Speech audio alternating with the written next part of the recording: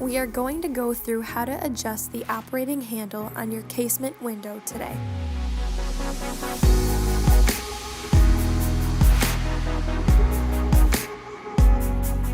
Casement window handles can become out of adjustment and not fold properly into their nesting position. When this happens, all you need is a small screwdriver and a little bit of time.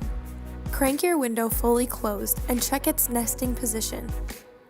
If it is out of place, take a small screwdriver and loosen the screw at the base of the crank handle. Reposition the handle and fold it into place, making sure it sits properly in the nesting cover. Once you have the handle set where you want it, tighten the screw at the base of the handle and you're done. If you have a broken handle or window crank that does not work at all, please contact your dealer for help with ordering parts.